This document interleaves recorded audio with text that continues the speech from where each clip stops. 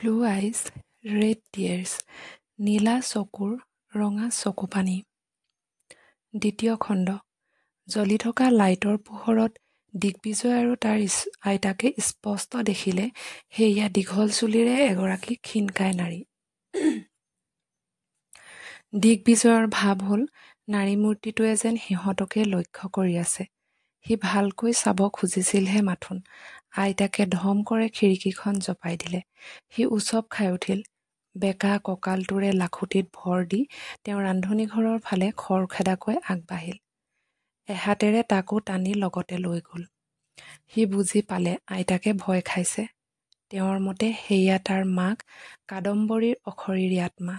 সি আইতাকৰ মুখৰ পৰাই গম পাইছিল তাৰ মাক দীঘল চুলিৰে ওখ ক্ষীণকায় শৰীৰৰ এগৰাকী মহিলা আছিল, ঠিক খিৰিকীৰ সন্মুখৰ নাৰী মূৰ্তিটোৰ দৰে। কিন্তু তাৰ মনে কৈছে সেয়া কোনো অশৰীৰী আত্মা নহয়, সেয়া কোনোবা জীৱন্ত নাৰী। কিন্তু কোন তেওঁ, কি উদ্দেশ্যৰে অতবছৰে অভিশপ্ত বুলি পৰিচিত বাংলোটোলৈ আহিছে? মনে মনে তেওঁৰ সাহসক স্বীকাৰ কৰিলে দিগ্বিজয়ে। ৰাতি ৯ মান বজাত আইতাক ভাত খাই পাকঘৰ সামৰি বিচনাত পৰিল। সিও নিজৰ বিচনাত ওপৰমুৱাকৈ পৰি থাকিল। চকুত টোপনি অহাৰ সামান্যও লক্ষণ নাই। মনটো কেৱল সেই ৰহস্যময়ী খিৰিকীখনৰ সিপাৰে।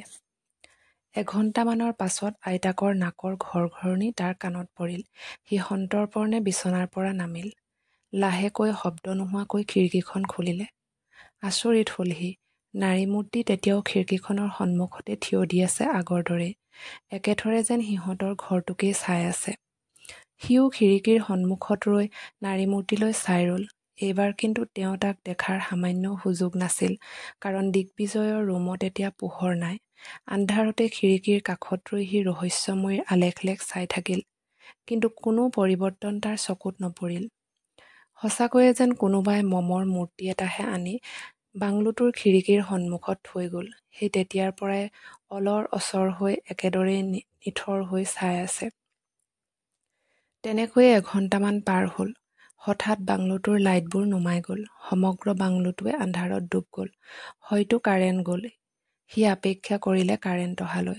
10 মিনিটমানৰ পাছত কাৰেণ্ট আহিল। কিন্তু এইবাৰ খিৰিকীৰ সন্মুখত নাৰী মূৰ্তি নাই। আন্ধাৰতেই তেওঁ আঁতৰি গৈছে। সি পুনৰ অপেক্ষা কৰিলে। 1 মিনিট, 2 মিনিট, 3 মিনিটকৈ 1 ঘণ্টা পাৰ হ'ল। নাৰী মূৰ্তি কিন্তু ঘূৰি নাহিল। থিয় হৈ তাৰ আমনি লাগিল। আন্ধাৰৰ সুযোগতে মহেও ভালকৈ খালে। সি খিৰিকীৰ সন্মুখৰ পৰা আহি বিচনাত পৰিল। চকুৰ আগত কিন্তু নাৰী মূৰ্তিটোৱে ভাহি থাকিল। ৰাতি পলমকৈ শোৱাৰ বাবে পিছদিনা সি পলমকৈয়ে সাৰ পালে। সাৰ পায়ে আগনিশাৰ ঘটনাটো তাৰ মনত পৰিল। একেজাপে বিচনাৰ পৰা নামি সি খিৰিকীৰ কাষত থিয় হ'ল। কিন্তু কোনো নাৰী মূৰ্তি বা আন কিবা তাৰ দৃষ্টিগোচৰ নহ'ল। আনকালৰ দৰে শান্তভাৱে থিয় দি আছে বৃহৎ দালানটো। এনেতে কোঠাৰ দুৱাৰ ঠেলি আইতাক সোমাই আহিল। সি দুৱাৰৰ ফালে ঘূৰি চালে। তাক খিৰিকীৰ সন্মুখত দেখি আইতাকৰ চকুত অসন্তুষ্টি। আখিৰ দেউনা গৰকা সুতুৰা মুখখনতো দুশ্চিন্তাৰ ছাপ স্পষ্ট। কোনো মাতবোল নকৰি তেওঁ আহি তাৰ কাষত থিয় হৈ কঁকালৰ খুচনিৰ পৰা ক'লা সূতা একোছা উলিয়াই তাৰ সোঁহাতত বান্ধি দিলে। মনে মনে হাঁহি উঠিল তাৰ। সৰুৰ পৰা যে কিমান কলা ৰছী বান্ধিলে আইতাকজনীয়ে তাৰ দেহৰ বিভিন্ন অংগত তাৰ হিচাপ নাই। ৰছীডাল বান্ধি অহাৰ দৰে দুৱাৰ ঠেলি তেওঁ ওলাই গ'ল। দিগ্বিজয়ে হাতৰ কলা ৰছীডাল এবাৰ চুই চাই আইতাকলৈ চালে।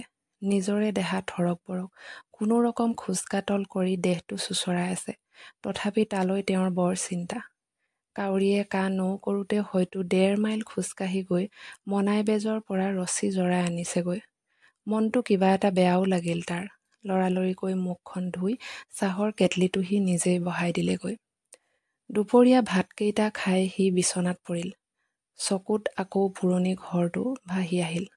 বহু সময় সি ঘৰটোৰ ফালে চাই থাকিল, কিন্তু ইমান ডাঙৰ চৌপাশটোত একো এটা জনপ্ৰাণী চকুত নপৰিল।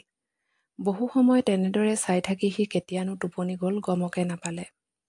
আবেলি 3 মান বজাত আইতাকৰ হেচুকনিতহে সাৰ পালে। মুখখন ধুই চাহ অকণ খাই সি বজাৰ কৰা মোনাটো লৈ চাৰিআলিৰ ফালে ওলাই গ'ল। ঘূৰি আহোঁতে লগৰীয়া প্ৰীতমক লগ পালে। তাক সি যোৱাকালিৰ সমস্ত ঘটনাটো ক'লে। কথাবোৰ শুনাৰ পাছত প্ৰীতমৰ মুখৰ প্ৰতিক্ৰিয়াটো চাব লগা হৈছিল। তাৰ এনেও জোখতকৈ ডাঙৰ চকুকেইটা যেন এইমাত্ৰ ওলাই আহি মাটিত সৰি পৰিব। দিগ্বিজয়ে তাক ঘৰটোলৈ যোৱাৰ প্ৰস্তাৱ দিলে। সি কোনোমতে মান্তি নহ'ল। বহুত কিবাকিবি কোৱাৰ পাছতহে সি নিজৰ সন্মানৰ খাতিৰত পুৰণি ঘৰটোৰ গেটৰ সন্মুখলৈকে যাবলৈ মান্তি হ'ল। ঘৰটোৰ সন্মুখ পাই সিহঁতি ঘৰৰ আগৰ পথটোৱেদি 4বাৰমান অহা যোৱা কৰিলে। চকুৰে কাকো নেদেখিলেও ঘৰটোৰ আগেদি পাৰ হৈ যাওঁতে সিহঁতৰ প্ৰত্যেকবাৰতে অনুভৱ হ'ল ঘৰৰ ভিতৰৰ পৰা যেন কোনোবাই সংগোপনে লক্ষ্য কৰি আছে।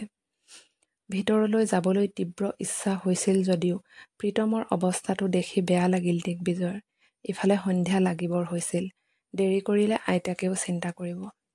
গতিকে সি সেইদিনাৰ আশা সিমানতে সামৰি ঘূৰি আহিল। ঘৰ সোমাওঁতে সন্ধ্যা লাগিছিল। আইতাকে দুৱাৰমুখতে টিপচাকিটোলৈ বাট চাই আছিল। ভিতৰ সোমোৱাৰ পাছত সন্দেহেৰে চালে আইতাকে তাৰ মুখলৈ।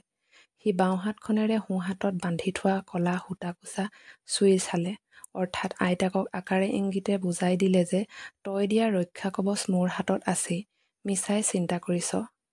সেইদিনা ঘুমতি বুঢ়ীয়ে পুৰণি ঘৰটোৰ ফালে থকা খিৰিকীখন সন্ধিয়াতে খুন্দি খুন্দি মাৰি থৈছিল। উপায় নাপাই দিগ্বিজয়ে আইতাক টোপনি যোৱালৈ বাট চাব লগা হ'ল। 9:30মান বজাত আইতাকৰ নাকৰ শব্দ কাণত পৰিল। হাতত হাৰে বিচনাৰ পৰা নামি সি খিৰিকীখন লাহেকৈ খুলিলে। আশা কৰাৰ মতেই খিৰিকীখনৰ সন্মুখত নাৰী মূৰ্তিটো চকুত পৰিল। একেথৰে চাই আছে সিহঁতৰ ঘৰটোৰ ফালে। মেলা চুলিখিনি যেন সামান্য বতাহত কঁপি আছে। আগদিনাৰ দৰেই আকৌ কাৰেণ্ট গ'ল। সি অপেক্ষা কৰিলে। 10 মিনিটমানৰ পাছত কাৰেণ্ট আহিল। ইতিমধ্যে নাৰী মূৰ্তি আঁতৰি গৈছে। সি বিচনালৈ ঘূৰি আহি শুই পৰিল। পিছদিনা পুৱা আইতাক বিচনা এৰাৰ আগতেই শুই উঠি সি ঘৰটোৰ ফালে গ'ল। চাৰিসীমাৰ দেৱালৰ বাহিৰে বাহিৰে ঘৰটোৰ চাৰিওফালৰ পৰা চালে।